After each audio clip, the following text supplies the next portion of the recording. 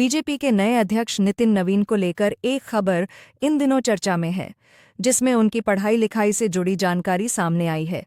यह जानकारी उनके द्वारा पहले विधानसभा चुनाव के दौरान जमा किए गए चुनावी हलफनामे के आधार पर बताई जा रही है।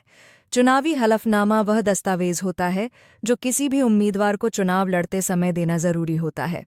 इसमें उम्मीदवार की शिक्षा, संपत्ति और अन्य जरूरी विवरण शामिल रहते हैं। मीडिया रिपोर्ट्स के अनुसार हलफनामे में नितिन नवीन की शिक्षा का विवरण भी दर्ज है। इस जानकारी के मुताबिक नितिन नवीन ने 1996 में पटना के सेंट माइकल हाई स्कूल से 10वीं की परीक्षा पास की थी। इसके बाद उन्होंने 1998 में दिल्ली के CSKM पब्लिक स्कूल से 12वीं पास की थी। इसी आधार पर अब यह सवाल उठ रहा है कि नितिन नवीन की शैक्षणिक योग्यता क्या है और उन्होंने कहाँ तक पढ़ाई की है। खबर सामने आने के बाद सोशल मीडिया पर भी इस मुद्दे को लेकर चर्चा शुरू हो गई है। कई लोग इसे सामान्य और ज़रूरी जानकारी मान रहे हैं, वहीं कुछ लोग नेताओं की शिक्षा और उनकी योग्यता को लेकर अलग-अलग राय दे रहे हैं।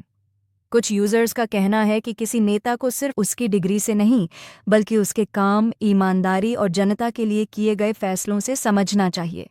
वहीं कुछ लोगों का कहना है कि बड़े पद पर बैठे व्यक्ति की शिक्षा भी सार्वजनिक रूप से साफ होनी चाहिए। हालांकि यह भी जरूरी है कि चुनावी हलफनामे में दी गई जानकारी आमतौर पर उसी समय उपलब्ध होती है और समय समय पर मीडिया या लोग इसे दोबारा निकालकर चर्चा में ले आते हैं। फिलहाल बीजेपी में नई जिम्मेदारी संभालने के बाद नितिन नवीन से जुड़े फैसलों और उनकी रणनीति पर लोगों की नज़र बनी हुई है। आने वाले समय में उनकी भूमिका पार्टी और राजनीति दोनों के लिए अहम मानी जा रही है। इस मुद्दे पर आपकी क्या राय है?